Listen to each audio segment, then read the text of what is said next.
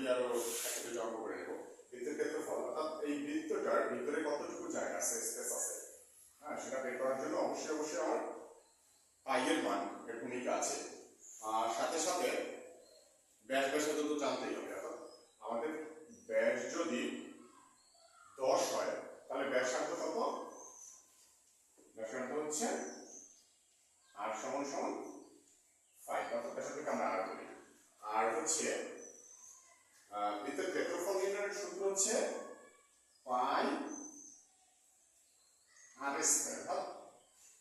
আর ব্যাসার্ধের স্কয়ারকে গুণ করতে হবে পাই এর মান দ্বারা, 3.1416 দ্বারা। তো ব্যাপারটা হচ্ছে 3.1416 ইনটু আর এর মান কত? 5 স্কয়ার, অর্থাৎ 5 স্কয়ার মানে 5 2 বার 3.1416 গুণ 5 স্কয়ারে 5 গুণ করে দিলে রেজাল্ট চলে আসবে।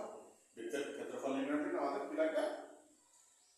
সূত্র লাগবে পাই আর স্কয়ার, পাই এর মানের সাথে ব্যাসার্ধ স্কয়ারকে গুণ করবে। এটি বৃত্তাকার মাঠের ব্যাস 26 মিটার।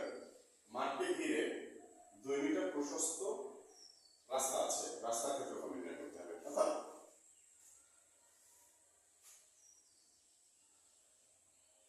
এই হচ্ছে একটা বৃত্তাকার মাঠ,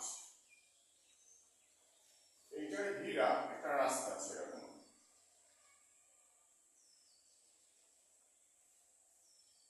এবং রাস্তাটা পাশে কত করে? 2 করে। সব দিক থেকে যদি বিবেচনা করি 2 করে, অর্থাৎ 2 মিটার প্রশস্ত রাস্তা। এখন ব্যাপার হলো এইটা ব্যাসার্ধ 26, তাহলে যদি ব্যাসার্ধ কত হবে? ব্যাসার্ধ হচ্ছে 13 অর্ধেক, অর্থাৎ 13 মিটার হবে। এখন কি জানতে চাইছে? রাস্তার ক্ষেত্রফল, মানে রাস্তার জায়গাটা কতটুকু, টোটাল কতটুকু জায়গা রাস্তাটা বহন করছে। কিভাবে করতে পারি আমরা? আমরা যদি টোটাল জায়গাটুকু জানি, সম্পূর্ণ জায়গা মানে এটাও আবার রাস্তা, সেখান থেকে যদি শুধুমাত্র আমরা এই মাঠটা বাদ দেবে তাহলে তো আমার রাস্তার ক্ষেত্রফল কারণ করি, মানে পুরো জায়গাটা যত যা আছে মাঠ আর রাস্তা যতটুকু জায়গা, সেখান থেকে আমরা শুধুমাত্র মাঠের জায়গাটা, মাঠের ক্ষেত্রফলটা কি করে দিলাম? বাদ দিয়ে দিলাম, তাহলে বের হবে। এখন কি করবো আমরা? ওকে, আগে মাঠ নিয়ে কাজ করি আমরা।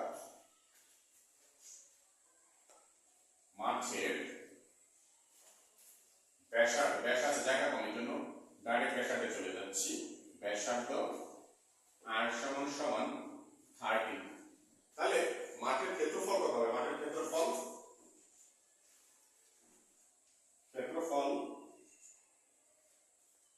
পাই r স্কয়ার।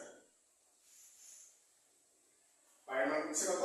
3.1416 গুণন আর হচ্ছে কত? 13 স্কয়ার, দ্যাট মিন্স 3.1416 গুণন 13 স্কয়ার, 13 স্কয়ার সমান 169, 169। এবারে গুণ করে দিচ্ছি আমি। 3.1416 গুণন 169 530.93 আরো আছে। তাহলে এটা হচ্ছে ভিতরের জায়গা, এবার একটু বোঝার ব্যাপার আছে। এইটুকু যদি 13 হয় 30, তাহলে এই হইতে এর দূরত্ব কত হবে? এখান থেকে এইটুকু 13, রাস্তা কত? 2, তাহলে এখান থেকে এই পর্যন্ত হচ্ছে 13 আর 2 15। অর্থাৎ তুমি যদি এই মাঠটা নাই নাও তাহলে এই হইতে এই পর্যন্ত, অর্থাৎ বড় বৃত্তের ব্যাসার্ধ হচ্ছে কত? 15। তাহলে এইটুকু হচ্ছে মাঠের আর এইটুকু হচ্ছে রাস্তা। তাহলে আমরা লিখতে চাচ্ছি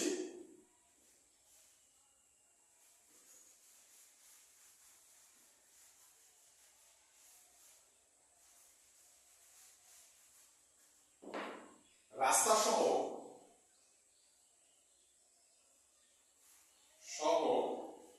মাঠের ব্যাসার্ধ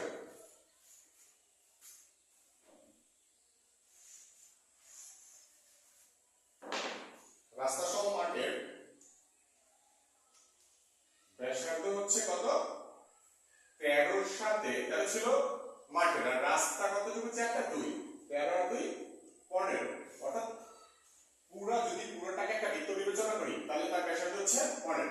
তাহলে রাস্তা সহ মাঠের ক্ষেত্রফল কত হবে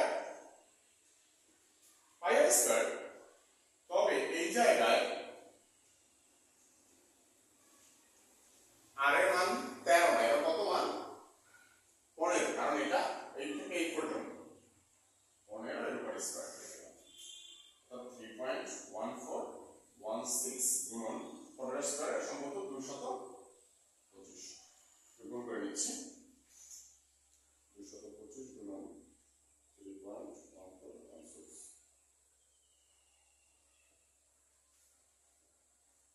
706.86, এগুলো বর্গ লিখতে হবে, বর্গ মিটার। এই নিচে ক্ষেত্রফল বর্গ মিটার, এটা মুছি নাই কারণ হচ্ছে এটা প্রয়োজন আছে আমার। তাহলে এখন পুরো সম্পূর্ণ জায়গাটা একেবারে এইটা আর এটা মিলাই হচ্ছে কত 706.86, পুরোটা সম্পূর্ণটা।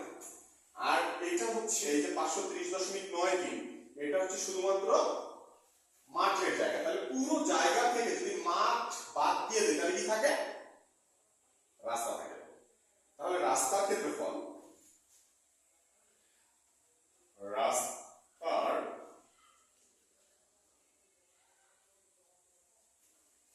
হচ্ছে কত এই 706.86 থেকে আমি মাইনাস করে দিচ্ছি 530.93, ক্যালকুলেট করে নিই।